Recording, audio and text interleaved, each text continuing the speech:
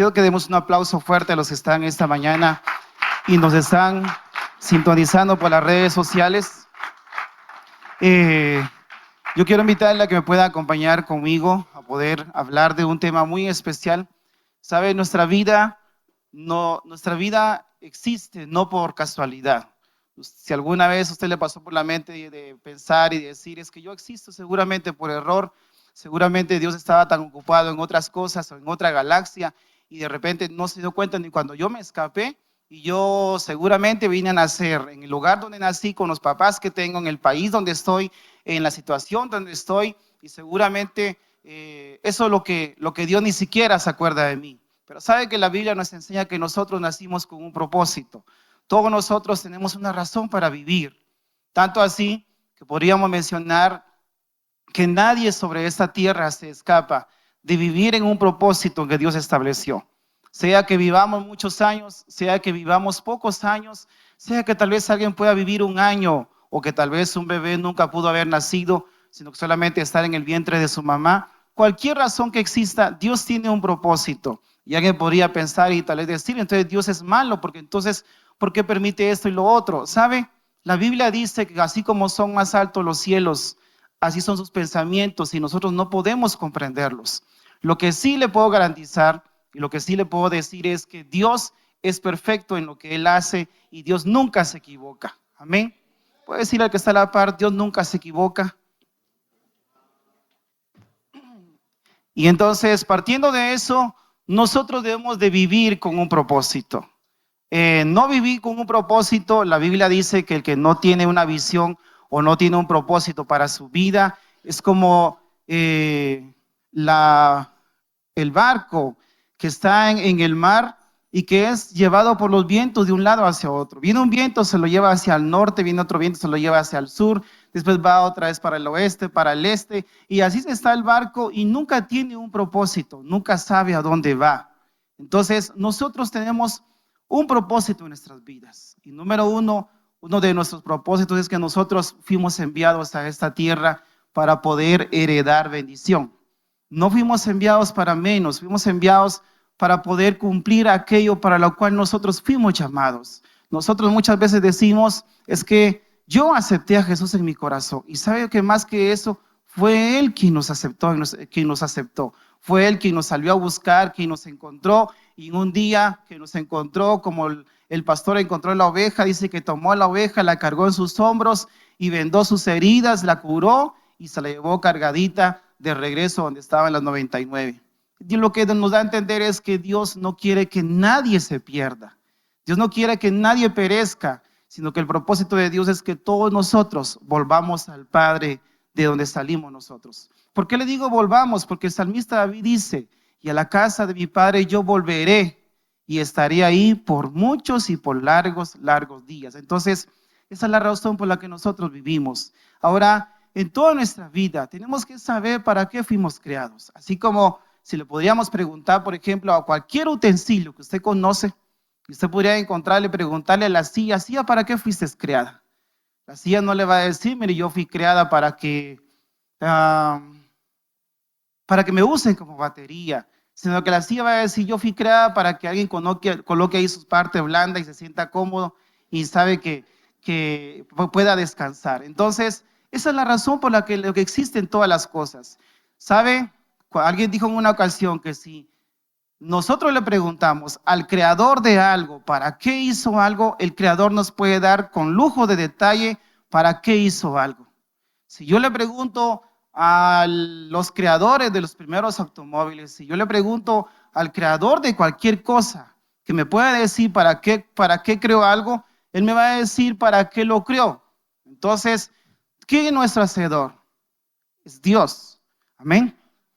Dios es nuestro hacedor, Dios es quien nos crió. La Biblia dice que Él es quien nos formó y que Él es quien hizo cada detalle de nosotros. El salmista David decía, y en lo más oculto fueron formadas todas las cosas de mi cuerpo sin faltar una sola de ellas. Y la Biblia dice que en su libro están escritas todas las cosas que Dios ha preparado para nuestras vidas. Entonces nuestra vida tiene un propósito, nuestra vida tiene una razón de ser, nuestra vida tiene una pasión para existir. Y esa pasión tiene que ser Dios quien la ponga. Si alguien estuviera acá y de repente ya perdió su pasión por vivir, si ya no sabe ni por qué está viviendo, le va mal en esto, le va mal lo otro, le va mal en tantas cosas y se pregunta, entonces ¿yo para qué nací? Si yo hago esto, yo hago lo otro, si me mejoran el sonido, se lo voy a agradecer. Si, miren pues, si yo nací para que el sonido suene bien, si nacimos para diferentes cosas, pero si alguien podría decir, yo no sé ni para qué existo. Y es que cuando alguien no está bien en lo que hace y no se siente bien, pues algo hay que buscar ahí. Pero si alguien podría estar en una condición así, donde considera que todo le ha salido mal, donde se ha casado y donde vive una situación difícil, o donde ya está en un divorcio, o donde ya se divorció y busca una forma de cómo llenar un vacío y busca una forma de cómo encontrarle sentido, yo le podría decir que la única forma de encontrar un sentido a nuestras vidas se llama Jesús.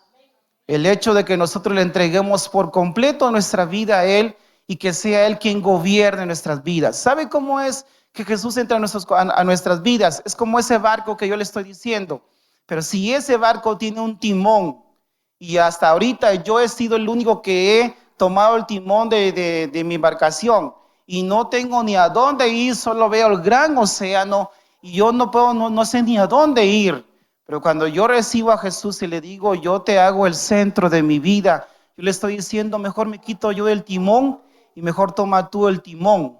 Yo sé que tú sabes muy bien a dónde va. Inclusive, aunque alguien podría estar acá y podría decir, o alguien nos pudiera escuchar y podría decir, pero yo tampoco le encuentro sentido a mi vida porque yo le fallo a Dios. Yo le pido perdón, al poco tiempo vuelvo a fallar y otras vuelvo a fallar y vuelvo a fallar. ¿Sabe? No podemos perder de vista que la Biblia dice que el pecado ya no se enseñorea más de nosotros y que nuestra actitud debe de ser que cuando nosotros le fallemos a Dios, usted sabe muy bien que esto no es ocasión para que nosotros nos demos la grande en el pecado y después nos arrepintamos, no se trata de eso, porque la gracia nos enamora, la gracia nos lleva al punto que uno dice, yo no puedo fallar o yo ya no voy a fallar porque su amor ha sido tan grande que cuando yo he fallado y yo he querido irme en contra de donde está el Padre está aquí y lo que yo hago cuando peco es que me voy hacia allá porque yo soy indigno, soy un pecador, no, yo hago tantas cosas malas. Cuando yo empiezo a hacer eso, viene Dios y como dice la Biblia, Él nos lanza sus cuerdas de amor y nos atrapa sus cuerdas de amor y nos empieza a jalar y nos dice, tienes que venir hacia mí. Vengan a mí todos los que estén cansados y trabajados, que yo los haré descansar. Y Él nos empieza a enamorar con sus palabras, con sus promesas. Y descubrimos una sola cosa, que nosotros por amor, mientras más nos enamoramos de Él, nuestro espíritu más se va fortaleciendo y nuestra carne va decayendo. Entonces, hay una razón, hay un propósito en todas las cosas que Dios ha establecido. Entonces, hablando de propósito en nuestras vidas, yo quiero empezar con esto. Si me llegara a funcionar esto sería bueno. Acá dice, si no sabes hacia dónde vas, nunca sabrás si has llegado. Yo creo que esto no nos pasa a nosotros. Usted nunca sale de su casa y de repente alguien lo encuentra allá en el parque central de la zona 1, obviamente va. Usted está por ahí y alguien lo encuentra y le dice, ¿usted qué hace aquí? Fíjese que no sé. Solo salí de la casa y vine a parar acá, solo que se haya dormido en el bus y que lo hayan despertado y lo hayan bajado cargado del bus y no haya sentido, entonces ahí sí. De lo contrario, nunca nos pasa esto, porque de ahí nosotros, si sabemos a dónde vamos, yo voy a saber cuando yo esté en el lugar correcto. ¿Sabe? Si durante muchos años nosotros nos preguntamos, pero no sé a dónde voy, pero un día encontramos a Jesús y un día Él le dio sentido a nuestras vidas, hoy yo puedo decir, yo sé dónde estoy y yo sé a dónde voy, porque sabe, el propósito siempre nos da un destino. El propósito siempre nos da un destino, siempre nos marca el camino hacia dónde vamos. Yo coloqué esa imagen en relación a muchos caminos. Y es que cuando alguien no sabe lo que desea en su vida, y no sabe si está en el lugar correcto, se le plantean muchos caminos y ve una oportunidad, ve un trabajo, ve cualquier cosa, que yo no estoy diciendo que esté mal. De hecho, hasta podría considerar y ver y pensar que todas las religiones conducen a Dios, y eso no es cierto. Para empezar, no es una religión. Para empezar, es Jesús. Porque la Biblia dice que Jesús es el camino al Padre. Jesús dijo, yo soy el camino, la verdad y la vida. Entonces, Él es el camino. Entonces, cuando nosotros estamos en una situación como esta, podemos encontrar muchos caminos. Y como le decía, podríamos incluso estar acá y pensar y preguntarnos, ¿será que estoy en el lugar correcto? ¿Será que estoy en lo que realmente es lo verdadero? Yo creo que la mayor, no sé qué palabra usar, la mayor respuesta, la mayor confiabilidad, certeza. La mayor certeza nos la puede dar el Espíritu Santo, en saber que estamos en lo correcto. Yo no sé si usted podría pensar y decir, yo sé dónde estoy y aquí nadie me mueve. Y como dijo un predicador aquí en Guatemala, que él dice, el evangelio es como la mafia, dice él. Solo me sacan muerto y de ahí nada, pero ni aún ni muerto, porque después de esta vida nos vamos a gozar con el Padre por toda la eternidad. Entonces, si esa es nuestra convicción y decir, yo sé en dónde estoy, yo sé lo que Dios tiene para mi vida, yo sé lo que Dios ha prometido para mi vida, entonces yo estoy en el camino correcto y yo sé muy bien a dónde voy. Yo no sé cuántos de acá, nuestro mayor anhelo, nuestra mayor pasión es un día ver a Jesús cara a cara y poderle contemplar. Y sabe, la Biblia dice que en el cielo hay una obra del hombre, hay una obra del hombre en el cielo, y son las cicatrices del cuerpo de Jesús. Usted sabe que a Jesús nada le costaba borrarse las cicatrices y saber que no tenía nada, pero es una evidencia de que Él fue el que murió por nosotros y también resucitó.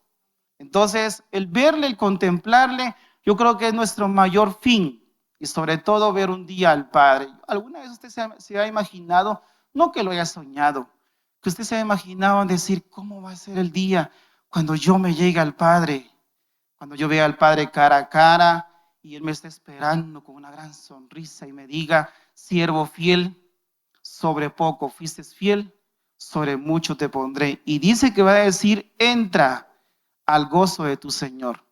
Entonces, ahí sí vamos a poder decir, aquí se acabó todo afán, se acabó toda enfermedad, se acabó tantas cosas que nos podían agobiar y saber que nos vamos a gozar con Él por la eternidad. Yo no sé si usted se alegra por eso. Amén. Porque es nuestro mayor fin, el saber que un día vamos a llegar al Padre. Entonces, si no sabes hacia dónde vas, no sabrás si has llegado. El corazón, quiero que me acompañe a Proverbios 19:21, es ahí, perdón. Proverbios 19:21 dice, el corazón humano tiene muchos planes, pero el propósito del Señor es lo que prevalece. El corazón humano tiene muchos planes. Yo no sé cómo dice su versión. Yo tomé esta versión y acá dice que el corazón del hombre tiene muchos planes, y eso es un hecho. Si usted, desde que se levantó hoy en la mañana, usted ya tiene planes para hoy. Usted dijo, me voy a levantar a tal hora, me voy a bañar, me voy a arreglar, me voy a echar 7 machos y todo lo demás. Y usted dijo, yo voy a ir a la iglesia. Yo voy a ir a la iglesia y yo tengo mis planes. Después de la iglesia voy a hacer esto, por la tarde voy a hacer esto y así. Y nosotros como seres humanos tenemos muchos planes. Tenemos muchos planes como tal, pero dice que el propósito del Señor es lo que prevalece. Nuestros planes, ¿está aquí? Nuestros planes un día se van a terminar. Nuestros planes no son eternos, pero el plan de Dios o el propósito de Dios sí es eterno. Dios trazó un plan, como le he dicho varias veces, y es que Dios planifica toda nuestra vida. Y después que ha planificado toda nuestra vida, Él viene al principio y Él nos muestra el camino como tal. Y la idea es que Dios conoce el final desde el principio. Amén. Y eso a Dios, por eso cuando leí un mensaje ya mucho tiempo atrás que se llamaba a Dios nada lo toma por sorpresa. O sea, usted nunca va a escuchar que Dios diga, ¡ah! ¿en serio pasó eso? No te creo. Y de veras, Dios nunca va a tener esa expresión en su rostro. Cuando usted le llega una noticia, usted le dice, no te creo. De veras, júramelo. No sé, no dice eso. Pero sabe que Dios nunca va a decir eso. Dios es tan perfecto que a Él nada lo toma por sorpresa. Y alguien podría decir, y de hecho cuando yo peco, pues posiblemente. Lo que yo no estoy diciendo es que Dios ya sabe cuándo va a pecar, cuándo vamos a pecar. Pero lo que yo voy es que Dios no se alarma en el hecho de decir, ya pecaste, sí, pues ya sabía yo que eras un inútil, que no sé qué, nada. Dios sabe cuál es el deseo de nuestro corazón. Porque déjeme decirle, si en su corazón está la pasión y el anhelo por buscar de Dios, no importando lo que muchas veces nos toque pasar, si lo que nosotros hacemos cuando necesitamos de Dios, cuando usted sabe que no está bien delante de Dios y usted lo que hace es refugiarse en Dios y venirse a meter en la presencia de Dios, eso es lo que Dios realmente ve en nuestro corazón. ¿Se recuerda lo que Jesús contó en una ocasión del publicano, si no estoy mal, y el fariseo, algo así? El fariseo entró a orar y él decía, yo te doy gracias porque yo no soy como este pecador inmundo, que ni diezma, cambio yo sí diezmo. Yo no peco, cambio él sí peca y todo, y yo te doy gracias por esto y esto y tantas cosas. Mientras que el otro solo se golpeaba el techo y decía, no decía por mi culpa. Él decía, sé propicio a mi pecador. Y él decía, ¿quién salió más santificado, aprobado? Pues fue quien reconoció su condición y su necesidad de buscar a Dios. Entonces, los planes de Dios son eternos. Dígale que está a la par para despertarlo. Los planes para su vida son eternos y los planes de Dios. Entonces, partiendo de eso, quiero que me acompañe a Hechos 13:36. Hechos 13:36. Yo tomé esta versión de la Biblia al día y dice, ciertamente David, después de servir a su propia generación conforme al propósito de Dios, murió y fue sepultado con sus antepasados y su cuerpo sufrió la corrupción. La corrupción es que su cuerpo se descompuso, como cualquier cuerpo, cualquier ser humano. Pero me interesa mucho ahí que dice que David cumplió su propósito. Todos conocen la historia del rey David, ¿verdad? Usted conoce la historia del rey David desde que él era joven, cómo es que la Biblia dice que cuando venía el león o un oso que quería atacar a las ovejas, el Espíritu de Dios caía sobre él y él agarraba el león o el oso hasta que lo mataba. Después viene él y vence a Goliat, usted conoce ya la historia, pero sabe algo muy importante, es que David en muchos versículos dice, y el Espíritu del Señor vino sobre David. Y usted conoce todo el proceso de David, cómo es que David le sirvió al rey, ¿a qué rey fue? Al rey Saúl. Y dice, y todo lo que hasta que él se convirtió en rey. ¿Cómo es que todo el proceso que él llevó para convertirse en rey? Y siendo rey, las trastadas que cometió como ser humano, como rey, como papá y todo lo que podríamos decir. Pero de todo eso, en el libro de Hechos, que fue escrito un tiempo mucho más adelante, viene y dice que ciertamente David, después de servir a su propia generación, ¿a quién sirvió David? ¿A quién sirvió David? A su propia generación. Entonces, ¿cuál era el propósito de David? Era servir a su propia generación. ¿Y cómo le sirvió? Con todo lo que usted ha leído, lo que usted ha visto.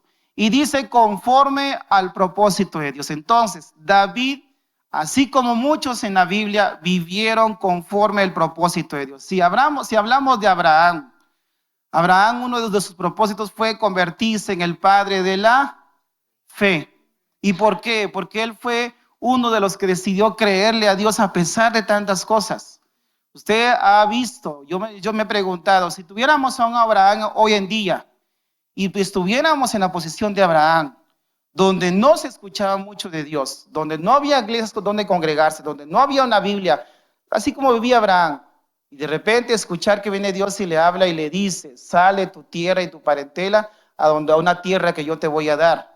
Y cómo es que Abraham se decide a moverse del lugar donde estaba con todas sus pertenencias y con todo lo que él tenía. Ninguna de las hermanas que está acá y que tiene un esposo podría irse y que su esposo le diga, Dios me habló que tenemos que movernos de acá. Usted diría, pero ¿qué voy a hacer? Si aquí tenemos esto, aquí tenemos lo otro. O sea, difícilmente nos movemos. Pero Abraham no fue así. Al punto que Abraham se mueve y en todo el proceso Dios le promete a Abraham que él iba a ser el padre de muchas naciones. Y para ese entonces Abraham no tenía hijos, ni siquiera estaba embarazada Sarai. ¿Y cómo es que en todo eso Abraham tiene un hijo, le coloca a Isaac, Dios se lo pide, después Dios le da un becerro, un carnero y todo lo que usted ya conoce? Y porque nosotros hemos leído la historia de Abraham, podríamos decir que Abraham cumplió su propósito. Si hablamos de todos los héroes de la fe, todos ellos cumplieron un propósito de diferente manera. Un Sansón, usted conoce la historia de Sansón, y a pesar de todo eso, él cumplió su propósito.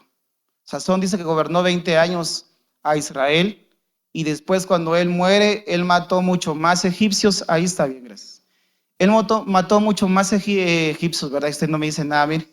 Mucho más filisteos que en toda su vida.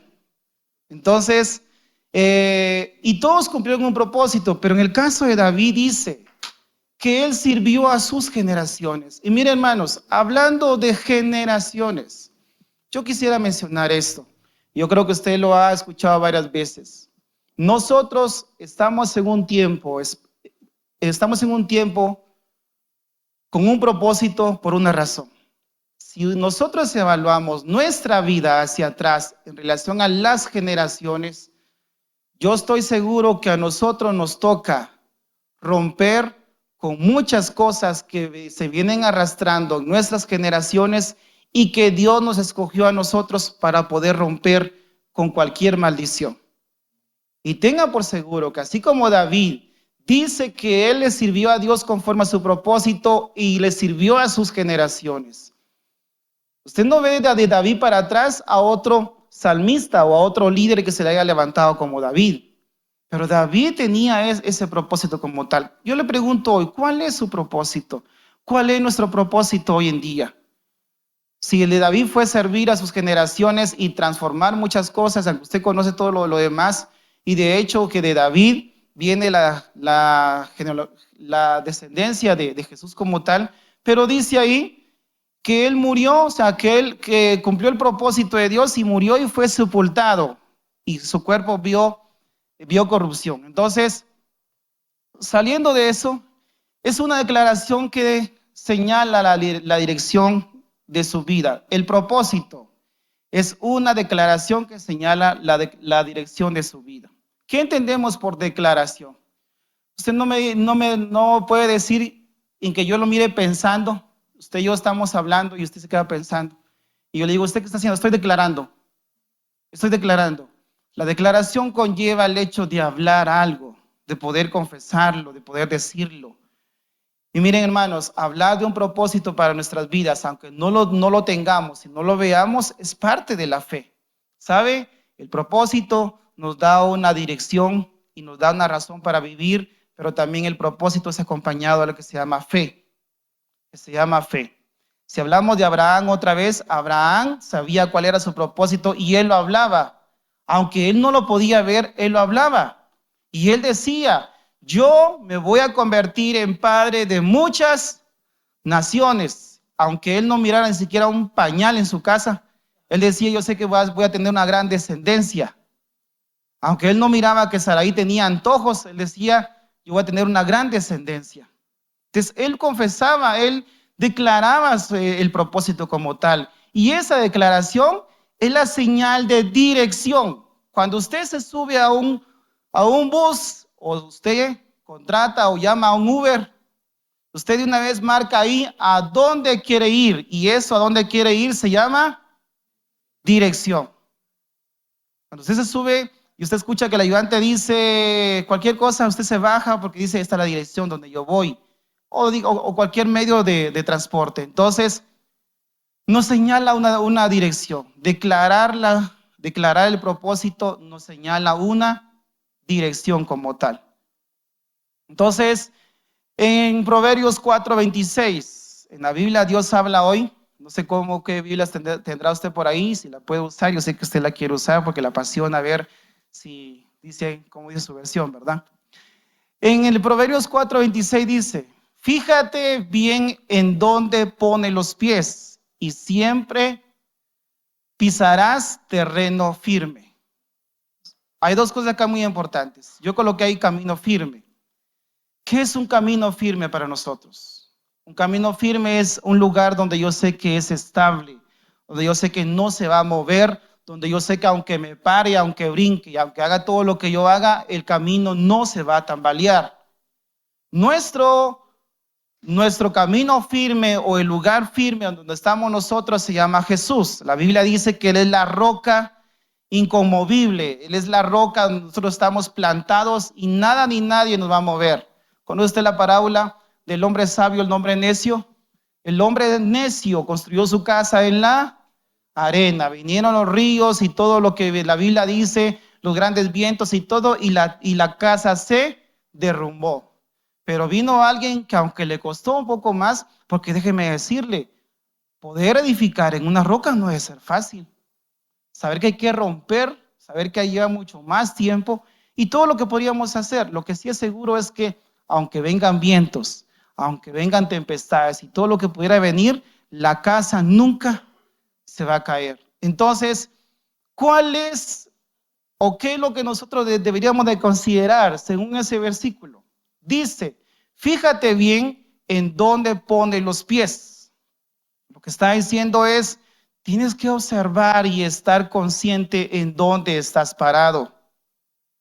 ¿En quién estás parado? No quiero que eso se tome en otro sentido, pero alguien podría decir, ¿estás parado en la actitud de un hermano? ¿O estás parado en la actitud del pastor? ¿O estás parado en observar los errores de los demás? ¿O estás parado en ver qué errores le encuentras a los líderes? ¿En dónde estás parado? Porque dice ahí, fíjate bien, observa bien, tienes que analizar dónde estás parado.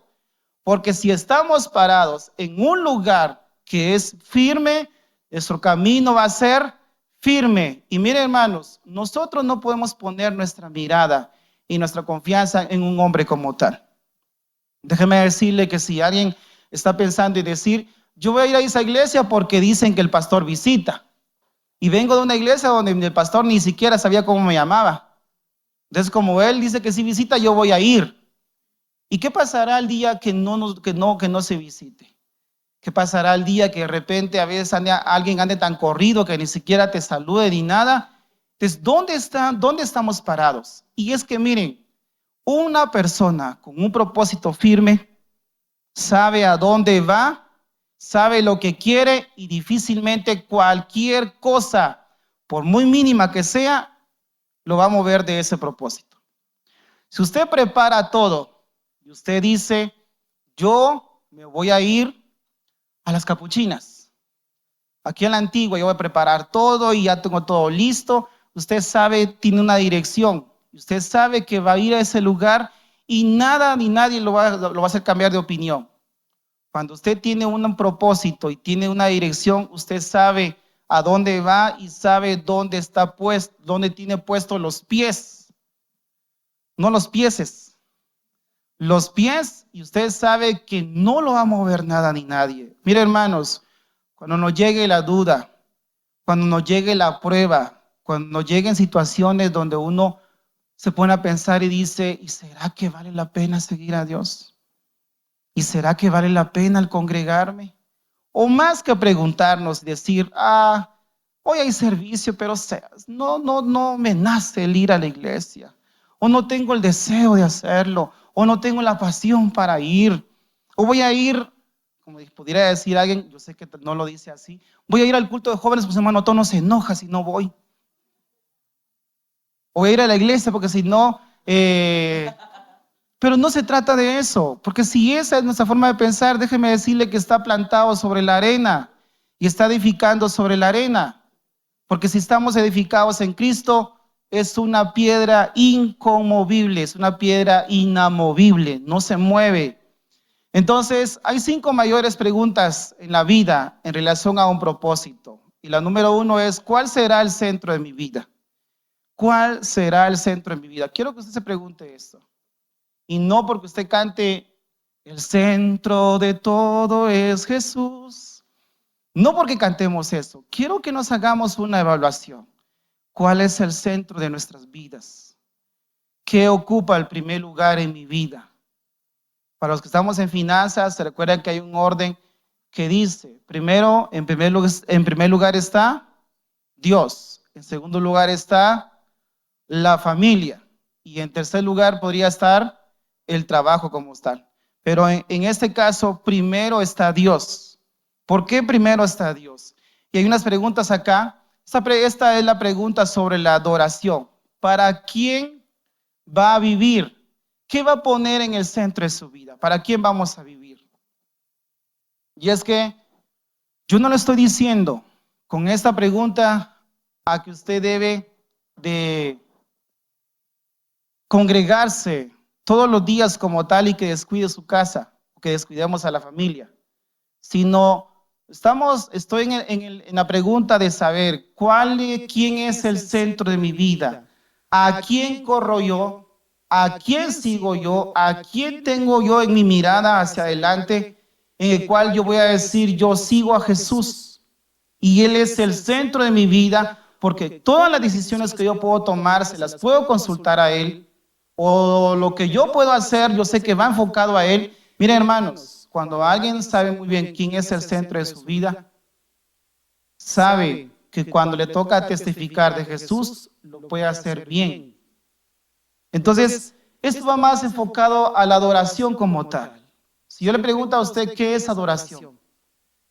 Cuando tal vez usted viene a la iglesia y usted empieza a adorar, que por cierto, cuando nosotros decidimos en nuestro corazón adorar a Dios, nuestro corazón se desborda de tanta gratitud al punto de decir todo lo que Él es.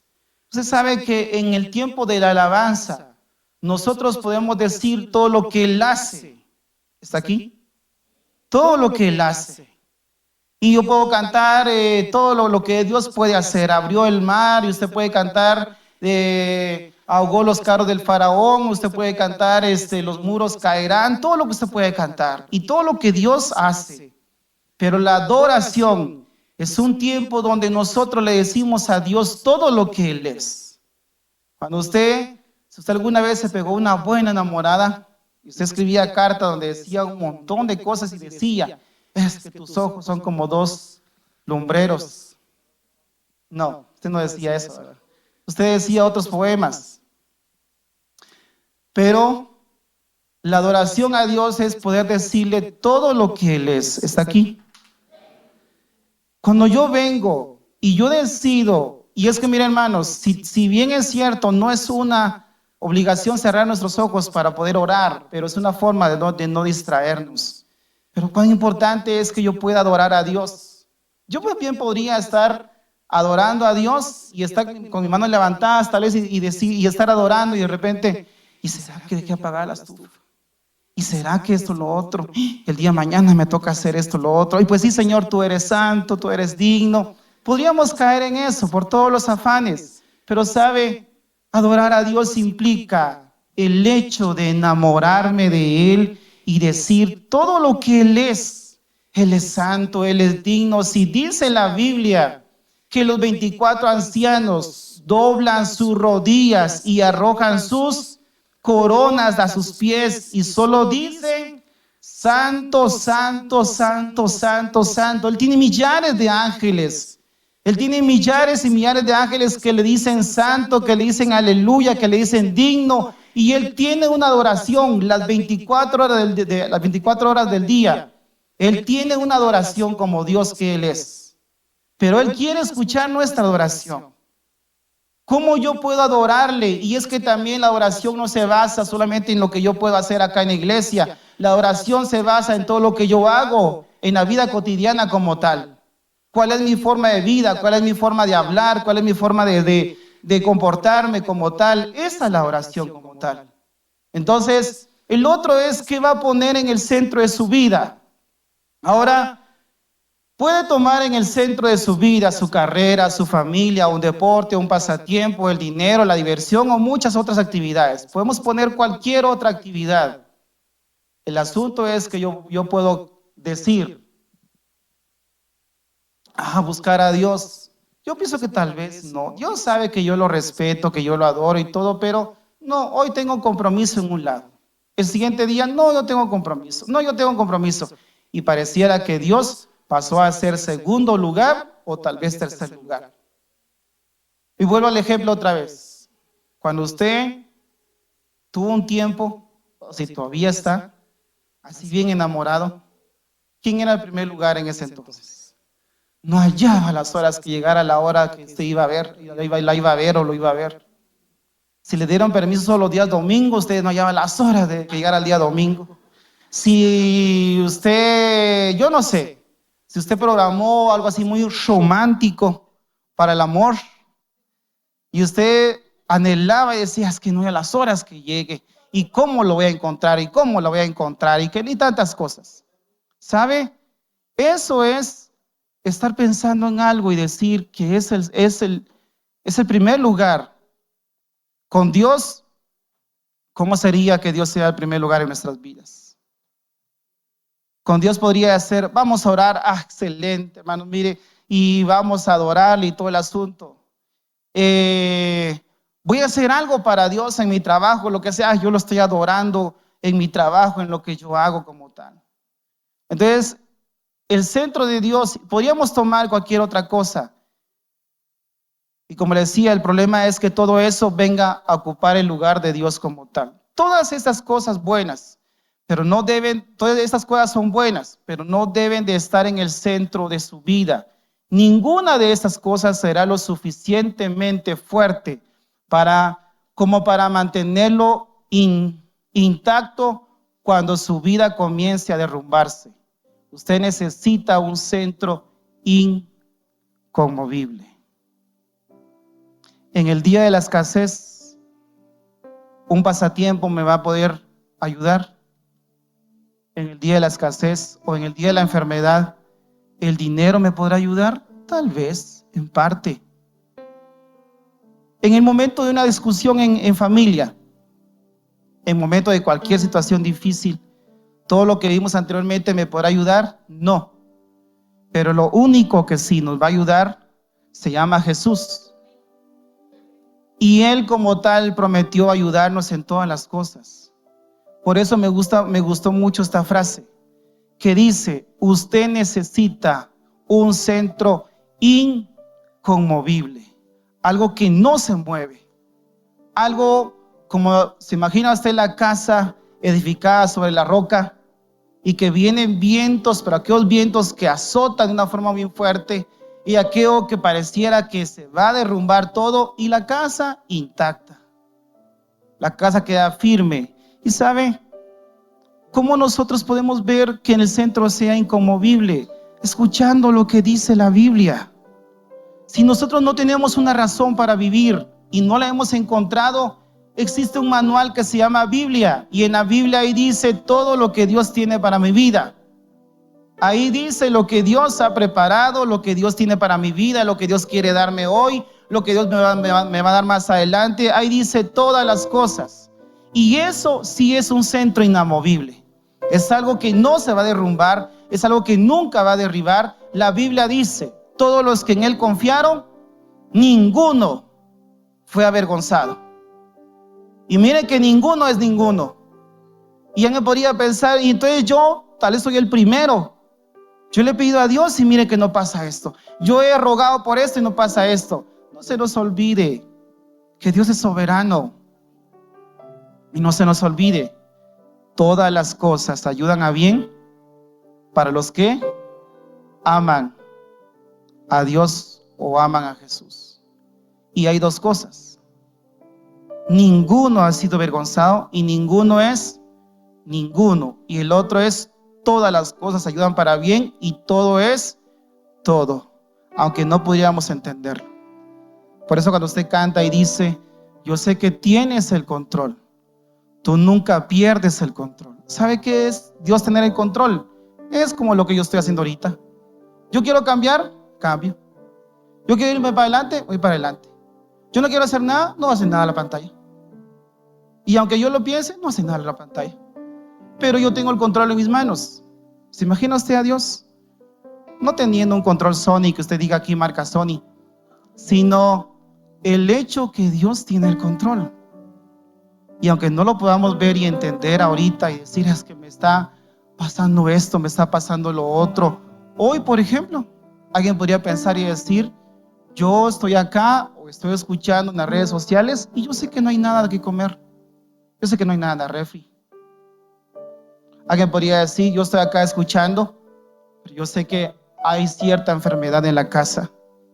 Pero sabe, cuando Dios toma el control de las cosas, Él hace conforme su propósito. ¿Qué hizo David? David sirvió conforme al propósito de Dios y fue sepultado. Yo siempre pienso en esto. Cuando una persona está convencida a dónde va a ir y sabe dónde está puesta su fe, podría pensar y decir, yo le pido a Dios que me sane. Yo voy a confesar que Dios me sane. Yo voy a creer en las promesas que Dios me va a sanar. Pero si no lo hiciera, qué privilegio más grande que un día, al abrir mis ojos del otro lado, yo pueda contemplarle a Él. Porque es nuestro mayor anhelo. ¿Se imagina usted cómo sería nuestra vida con Cristo por la eternidad? Nada de estar pasando pena, ni que me duele esto, me duele lo otro. Entonces Dios siempre tiene un propósito y debemos de tener algo de lo cual nuestra vida no se derrumbe.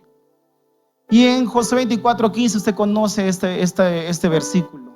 Pero si a ustedes les parece mal servir a Dios, elijan ustedes mismos a quién van a servir, o a los dioses que sirvieron sus antepasados al otro lado del río Éufrates, o a los dioses de los amorreos en cuya tierra ustedes ahora habitan. Pero yo y mi familia, dice ahí, serviremos a Jehová. Conste que aquí no hay una falta de gramática, sino que él está diciendo, yo en primer lugar y después con mi familia serviremos a Jehová. Y Josué tenía muy claro y él puso a Dios en primer lugar. Él no dijo, vamos a ir a probar a ver qué es servirle a los dioses de los amorreos y después si nos gusta vamos a servirle a Dios. O Dios que se espere, ahorita vamos a ver cómo es la cultura de tal nación. Nada. Él dijo, si a ustedes les parece bien servir a Dios, pues sírvanle. Y si no, pues sírvanle a otros dioses. Porque cuando algo se convierte en Dios, es cuando le quita el lugar a Dios y nosotros le ponemos como en primer lugar. Está bien que trabajemos. Está bien que tengamos un trabajo, porque peor fuera que no tuviéramos un trabajo. Pero que el trabajo no le quite el primer lugar a Dios. Si estudiamos, perfecto que estudiemos. Está bien que se haga, y de hecho Dios manda que seamos diligentes, pero más que eso, primero está Dios. Primero está Dios. Cuando Dios está en el centro de tu vida, de su vida, usted adora. Cuando no está, se preocupa.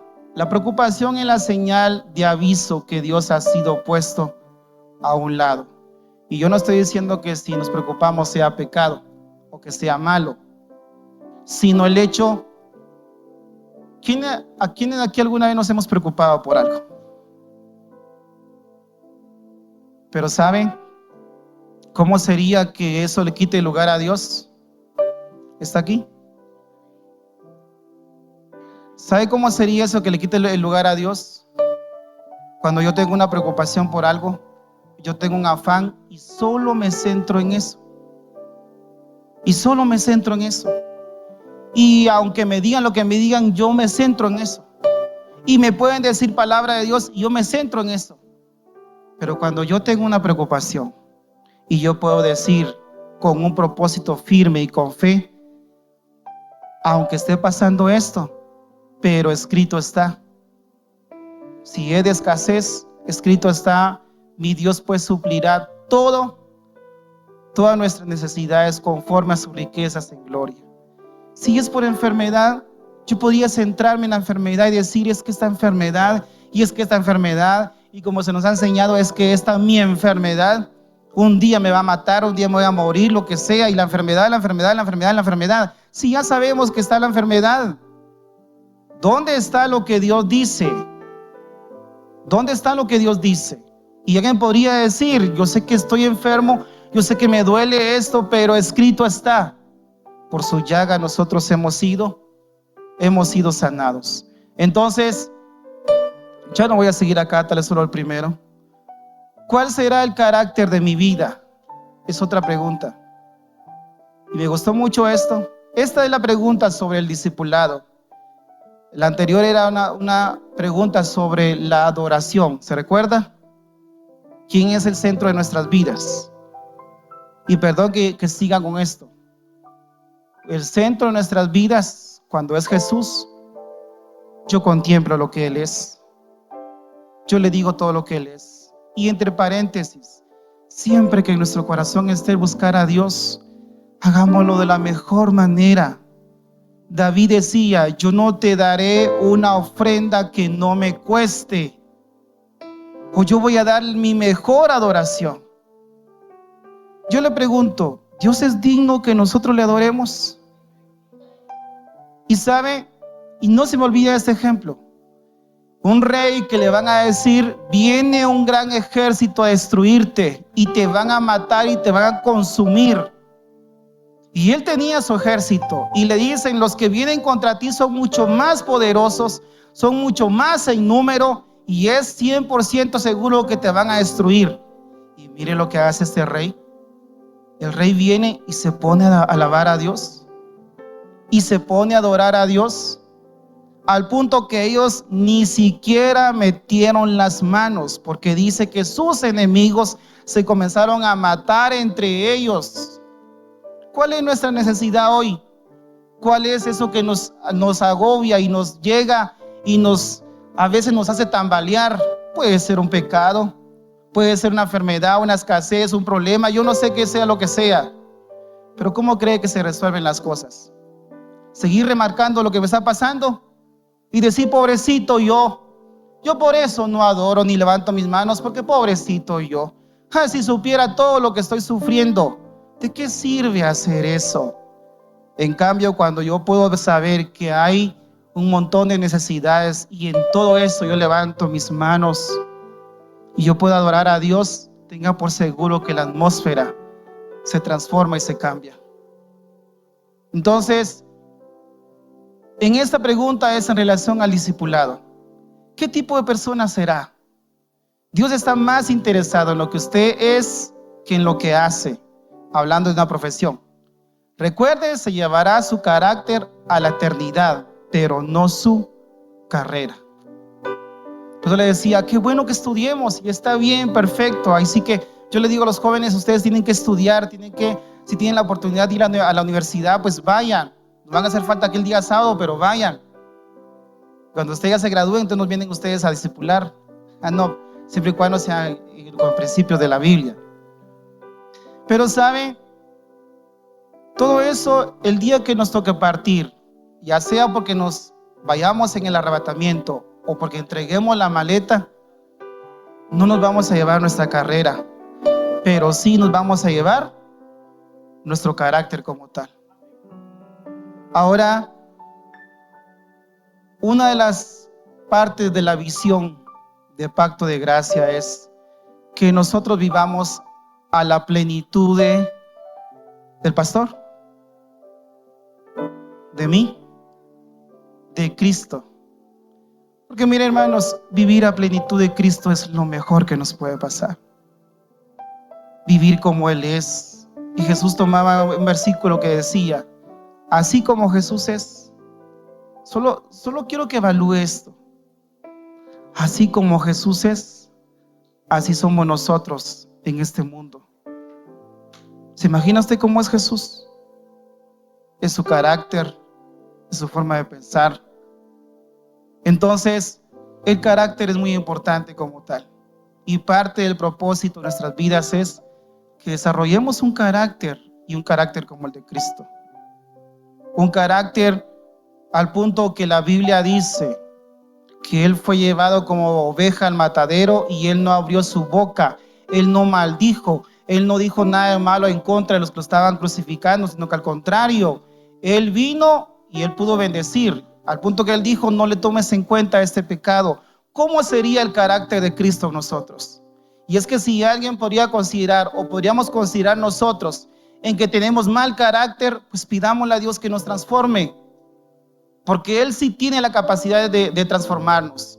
Muchas veces no va a funcionar en que usted cuente a 10, puede llegar a 1000 tal vez y reventar, mucho peor todavía, sino el hecho que la Biblia dice que Él es nuestra paz, que sobrepasa todo entendimiento.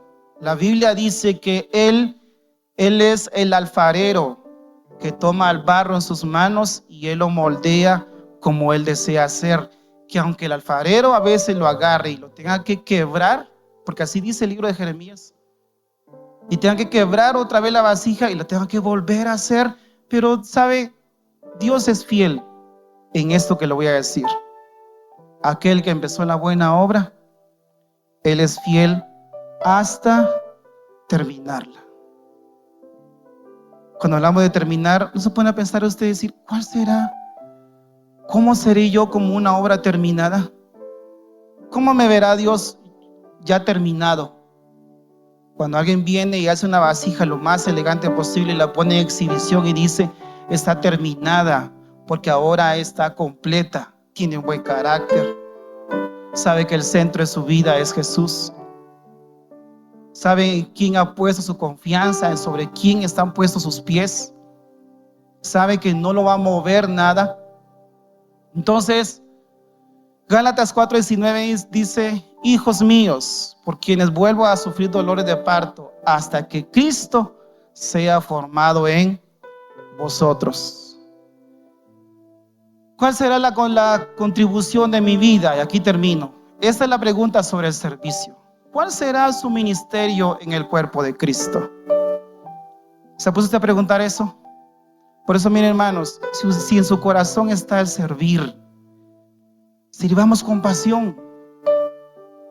A veces da cólera encontrar gente cuando viene alguien y le dice a otra persona que acaba de asistir a una iglesia y lo mira metido en esto y metido en lo otro, y miran que viene temprano a la iglesia y viene y se mete a adorar y todo, y alguien podría decir en su completa ignorancia: es que está en su primer amor, ya le va a pasar. Así como le pasó a quien podría decir eso, que ahora ni sabe ni en qué amor está. Pero cuando nosotros buscamos a Dios, cuando lo ponemos en primer lugar, ¿saben? Es un deleite servirle. Es un deleite servirle. Lo que nos puede pasar como fatal es que nosotros pensemos que le estamos sirviendo al pastor o a cualquier líder de la iglesia. Porque el día que pensemos eso, mejor agarremos nuestras maletas y vamos a ver a dónde. Pero cuando tenemos muy bien a quién estamos sirviendo, la Biblia dice que Él no es injusto para olvidar la obra de nuestras manos. Así que Él nos va a pagar conforme a nuestras obras. Y servirle a Dios es una pasión. ¿Por qué? Porque tenemos el mejor modelo.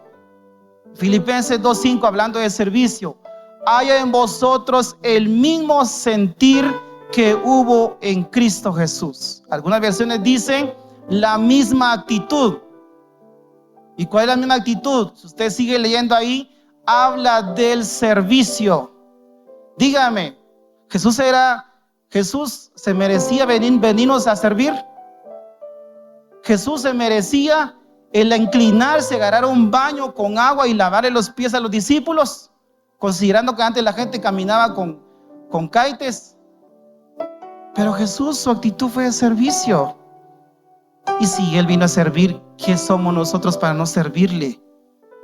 Si servirle debe ser una pasión, servirle debe ser un deleite. Aquello de decir: yo le voy a servir a Dios.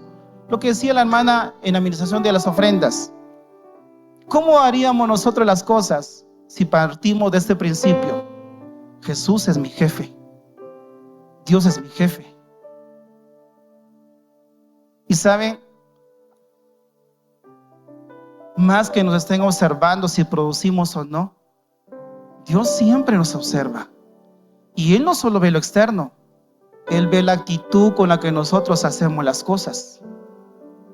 Cuando alguien viene, por ejemplo, una persona en una ocasión vio su nombre en el estado de servicios y dijo: ¡ah, qué alegre, me pusieron a servir! Y que me toca la limpieza, pero qué alegre, otra vez estoy de vuelta, yo voy a servir y todo el asunto. Y es que no estamos sirviendo a ningún hombre, estamos sirviendo al Rey de Reyes y Señor de Señores, al que se entregó por completo, al que dijo: yo voy a entregar todo por amor a ellos. Dígame, ¿qué más hay en servirle a Dios? Entonces, dice: haya en vosotros la misma actitud que hubo en Cristo Jesús. Póngase de pie. Hermano de alabanza, por favor.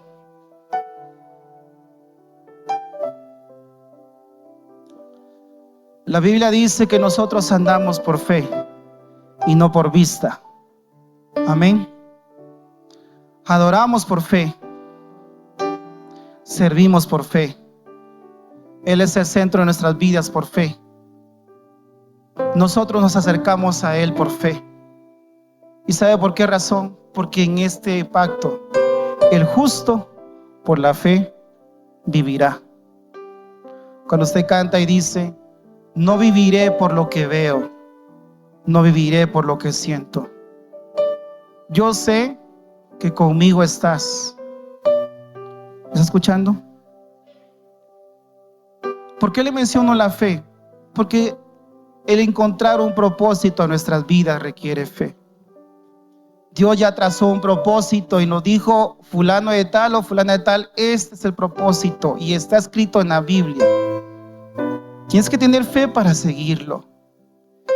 Si te faltan fuerzas, la Biblia dice: Él es el que da fuerzas al cansado. Y mire lo que dice: y al que no tiene ninguna.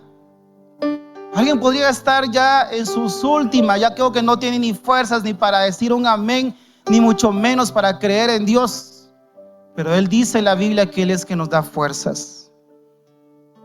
Te cerramos nuestros ojos y podemos decirle esta mañana: Padre, en el nombre de Jesús, nuestra vida está puesta en ti y sabemos que hay una razón para vivir, hay un propósito.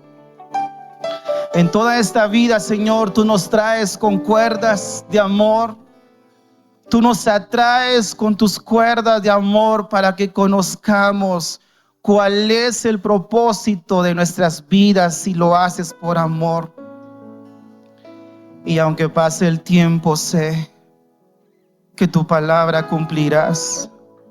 Puedes decirle esta mañana: aunque pase el tiempo, sé que tu palabra cumplirás en mí, en mi familia, en mi casa. Aunque vea las cosas que me tocan ver, aunque pueda escuchar las cosas que yo pueda escuchar y saber que no son buenas, Señor, yo sé que tú vas a cumplir tu palabra en mí, porque ese es tu propósito. Tu propósito es que heredemos bendición.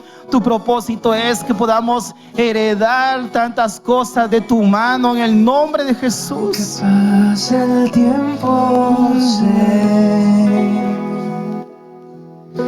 que tu promesa cumplir. Lo creemos, lo confesamos.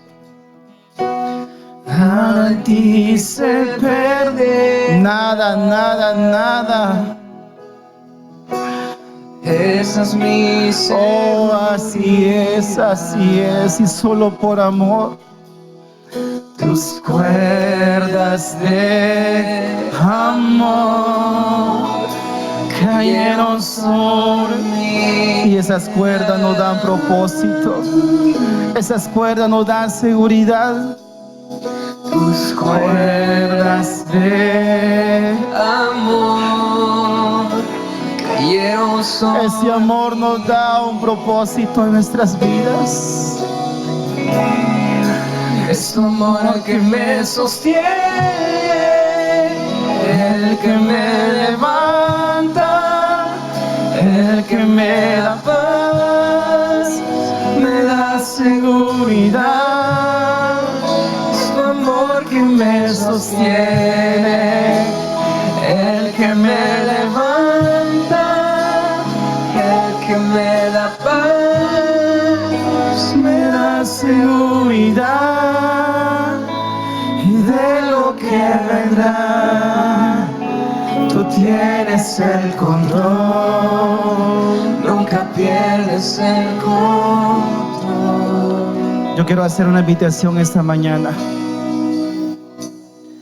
Si alguien en su mente, en su corazón ha pensado en no encontrar una razón para vivir, o siente que sus fuerzas han decaído, si pareciera que a veces la enfermedad cubre mucho más espacio en nuestra mente que las promesas de Dios, quiero pedirte que donde estás puedes levantar tus manos, que podamos levantar nuestras manos para decirle. Si alguien que nos está viendo a través de las redes sociales, hoy podemos decir, hay una razón para vivir, hay un propósito para vivir. Hay algo que Dios estableció desde el principio, es salvar nuestras vidas, y esa razón se llama Jesús. Y si alguien quiere abrir su corazón esta mañana, que pueda repetir conmigo esta oración diciendo: Señor Jesús, yo reconozco mi condición, yo sé que te he fallado. Yo puedo decir esta mañana: yo te necesito, Jesús. Entra a mi vida, sé el dueño de mi vida, de mi corazón, sé el dueño de todas las cosas. Te recibo como mi único y suficiente Salvador. En el nombre de Jesús, en el nombre de Jesús. Gracias, Jesús. Vamos a cantarle. Escucho el eco. Escucha el eco de